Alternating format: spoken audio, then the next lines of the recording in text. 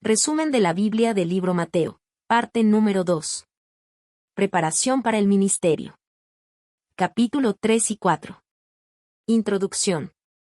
El Evangelio de Mateo nos conduce ahora a un momento decisivo, la preparación para el ministerio público de Jesús. Antes de iniciar su obra redentora, Dios dispone cada detalle para mostrar su poder, confirmar su llamado y revelar la misión del Mesías. Cada episodio que contemplaremos es más que un simple relato histórico, es una enseñanza espiritual que nos invita a mirar a Cristo como nuestro modelo perfecto. En el ministerio de Juan el Bautista vemos un llamado a la conversión y al arrepentimiento, recordándonos que preparar el corazón es el primer paso para recibir al Salvador. En el bautismo de Jesús, somos testigos de la revelación divina, el Padre habla desde el cielo, el Hijo se humilla en obediencia y el Espíritu desciende en forma de paloma, mostrando la perfecta comunión de la Trinidad. Es un momento en el que Dios mismo confirma la identidad y misión de su Hijo amado. La tentación en el desierto nos muestra a Jesús enfrentando las artimañas del enemigo con firmeza y fidelidad a la palabra. Allí aprendemos que la victoria espiritual no proviene de nuestras fuerzas humanas, sino de una vida anclada en la verdad de Dios. Finalmente, al escuchar el inicio de la predicación de Jesús, arrepentíos, porque el reino de los cielos se ha acercado, comprendemos que el mensaje del Evangelio es actual, urgente y transformador.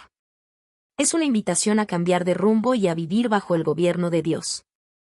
Así, estos capítulos nos preparan no solo para comprender el ministerio de Cristo, sino también para examinar nuestra propia vida a la luz de su ejemplo. El Mesías se levanta como la luz en medio de las tinieblas, y nos llama a seguirlo en el camino de la fe. Ministerio de Juan el Bautista. En aquellos días apareció Juan el Bautista, predicando en el desierto de Judea. Su mensaje era claro, directo y lleno de urgencia: arrepentíos, porque el reino de los cielos se ha acercado. Juan no buscaba agradar a los hombres ni vivía según los lujos de su tiempo. Vestía con piel de camello y se alimentaba de langostas y miel silvestre. Su vida austera y consagrada reflejaba que su misión no estaba en lo terrenal, sino en preparar los corazones para recibir al Mesías. Las multitudes acudían desde Jerusalén, toda Judea y los alrededores del Jordán. Al escuchar su predicación, eran conmovidos en lo más profundo. Allí, en el río, confesaban sus pecados y eran bautizados, como señal de un cambio de vida y un deseo de reconciliarse con Dios. Pero Juan no se limitó a bautizar. También confrontó con valentía a los fariseos y saduceos que venían a observar. Les advirtió que el arrepentimiento verdadero no es un rito vacío, sino un fruto visible en la vida. Les dijo: haced, pues, frutos dignos de arrepentimiento. Su voz en el desierto rompía la comodidad religiosa y llamaba a una transformación auténtica. Así se cumplía lo anunciado siglos antes por el profeta Isaías: voz del que clama en el desierto, preparad el camino del Señor, enderezad sus sendas. Juan fue un heraldo fiel, un puente entre el Antiguo y el Nuevo Testamento, el último de los profetas que anunciaba la cercanía del reino de Dios. Su ministerio fue una luz que despertó conciencias, un toque de trompeta que sacudió corazones dormidos, preparando al pueblo para encontrarse con aquel que traería la salvación, Jesús, el Cordero de Dios que quita el pecado del mundo. Bautismo de Jesús. Un día señalado en la eternidad, Jesús vino desde Galilea hasta el río Jordán, donde Juan estaba bautizando. Su propósito no era la confesión de pecados, pues él era sin mancha, sino identificarse con la humanidad que había venido a salvar. Cuando Juan lo vio acercarse, comprendió que estaba frente a alguien muy diferente. Con humildad y reverencia, intentó resistirse: yo necesito ser bautizado por ti, ¿y tú vienes a mí? Reconocía que Jesús era el Santo de Dios, y que él mismo era indigno aún de desatar sus sandalias. Pero Jesús respondió con firmeza y mansedumbre: deja ahora, porque así conviene que cumplamos toda justicia. Estas palabras revelaban que el bautismo no era un acto aislado, sino parte del plan divino para mostrar que él, el Mesías, se sometía plenamente a la voluntad del Padre. Jesús, el justo, se puso en el lugar de los pecadores para abrir el camino de la redención. Entonces Juan accedió y, con profundo respeto, lo sumergió en las aguas del Jordán. Fue en ese instante cuando sucedió algo glorioso: los cielos se abrieron, como si el mundo espiritual se hiciera visible a los ojos humanos. El Espíritu Santo descendió en forma de paloma y se posó sobre Jesús, símbolo de pureza, paz y consagración divina. Y una voz poderosa, la voz del Padre, resonó desde el cielo diciendo: Este es mi Hijo amado, en quien tengo complacencia. Con estas palabras, Dios mismo presentó a Jesús públicamente como su Hijo y su ungido, confirmando su identidad y su misión. El bautismo de Jesús marca un antes y un después. Es el inicio de su ministerio público, el momento en que la Trinidad, Padre, Hijo y Espíritu Santo, se manifiesta de manera visible y conjunta. Es también una invitación para nosotros a seguir su ejemplo de obediencia, confiando en que, al igual que Jesús, nuestra vida está bajo la mirada y el favor del Padre. Tentación en el desierto. Después del glorioso bautismo en el Jordán, donde el Padre declaró su amor por el Hijo y el Espíritu descendió sobre él, Jesús no fue llevado directamente a predicar ni a hacer milagros. El Espíritu lo condujo al desierto, un lugar árido y solitario, para ser probado por el diablo. Allí, durante 40 días y 40 noches, ayunó y oró, preparándose en silencio y dependencia total de Dios. Cuando al fin tuvo hambre, el tentador se presentó. En su astucia, buscó aprovechar la necesidad física de Jesús y sembrar duda en su identidad. Le dijo: Si eres hijo de Dios, di que estas piedras se conviertan en pan.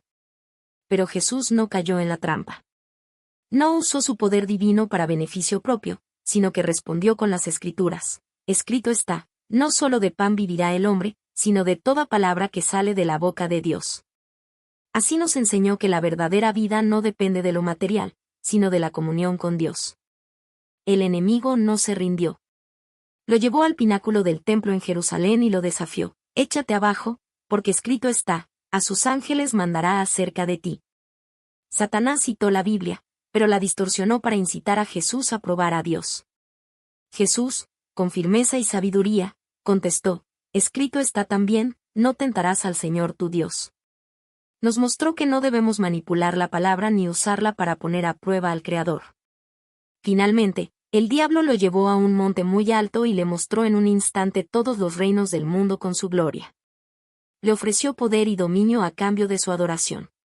Fue la tentación más descarada, la gloria sin la cruz, la victoria sin el sufrimiento.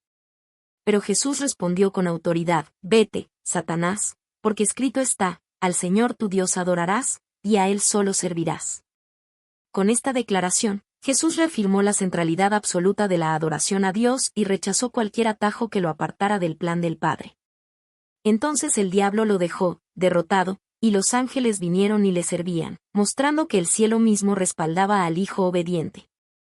En este episodio, Jesús nos reveló cómo enfrentar la tentación, no con razonamientos humanos ni con fuerza propia, sino con la verdad de la palabra de Dios. Salió victorioso, demostrando que Él es el segundo Adán que vence donde el primero cayó, y que en Él tenemos la victoria sobre el pecado y sobre el enemigo. Inicio de la predicación. Después de la tentación en el desierto, Jesús regresó fortalecido y confirmado en su misión. Sin embargo, el escenario cambió cuando Juan el Bautista fue encarcelado por denunciar la injusticia de Herodes.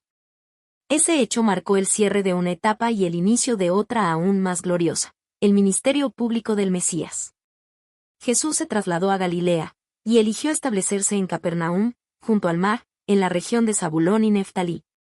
No fue un simple movimiento geográfico, sino el cumplimiento exacto de lo que había anunciado el profeta Isaías: el pueblo asentado en tinieblas vio gran luz, y a los asentados en región de sombra de muerte, luz les resplandeció. En ese rincón despreciado por muchos, en medio de una población mezclada y considerada poco pura por los judíos de Jerusalén, la luz de Dios comenzó a brillar. Esto nos recuerda que el mensaje del reino no estaba limitado a unos pocos privilegiados, sino que estaba destinado a alcanzar a todos, incluso a los olvidados y marginados. Desde entonces, Jesús empezó a predicar con una claridad contundente y con una urgencia eterna: arrepentíos, porque el reino de los cielos se ha acercado. Su voz resonaba como un llamado al cambio, a dejar atrás el pecado y volver el corazón a Dios. El arrepentimiento no era solo remordimiento, sino una transformación completa de la vida. Con esas palabras inaugurales, el Rey Celestial se presentó a su pueblo. Traía consigo no solo un mensaje, sino también la realidad viva del reino de Dios, la luz que disipa las tinieblas, la esperanza que vence la desesperación y la salvación que restaura lo que estaba perdido. El ministerio de Jesús comenzaba, y con él la historia de la humanidad entraba en un nuevo capítulo. La gran luz brillaba, y quienes se abrieran a ella nunca volverían a caminar en oscuridad. Conclusión. La preparación de Jesús para su ministerio nos revela que nada en el plan de Dios ocurre al azar. Antes de iniciar su obra redentora, el Señor pasó por un proceso divino de afirmación, obediencia y prueba. Juan el Bautista apareció como la voz que clamaba en el desierto, llamando al pueblo al arrepentimiento y preparando el camino para el Mesías. En el bautismo, vimos cómo el Padre declaró públicamente su amor y complacencia en el Hijo, y cómo el Espíritu Santo lo ungió para la misión que estaba por comenzar. Luego, en el desierto, Jesús enfrentó al tentador y venció, no con poder humano, sino con la palabra eterna de Dios, demostrando que la verdadera fuerza está en la fidelidad al Padre. Solo después de haber pasado por esta preparación, Jesús comenzó su predicación con la proclamación central del Evangelio: arrepentíos, porque el reino de los cielos se ha acercado. Era un llamado urgente, pero lleno de esperanza, porque ese reino traía luz en medio de las tinieblas, restauración para los quebrantados y salvación para todo aquel que creyera. Hoy, ese mismo mensaje llega hasta nosotros. Antes de nuestras propias batallas y responsabilidades, Dios también nos llama a preparar el corazón, a escuchar su voz, a afirmar nuestra identidad en Cristo, y a depender de su palabra en cada circunstancia. Así como Jesús caminó con autoridad porque estaba lleno del Espíritu y seguro del amor del Padre, nosotros también podemos vivir bajo la luz de su reino eterno. El Mesías ha encendido la gran luz, y quienes la reciben jamás volverán a caminar en oscuridad.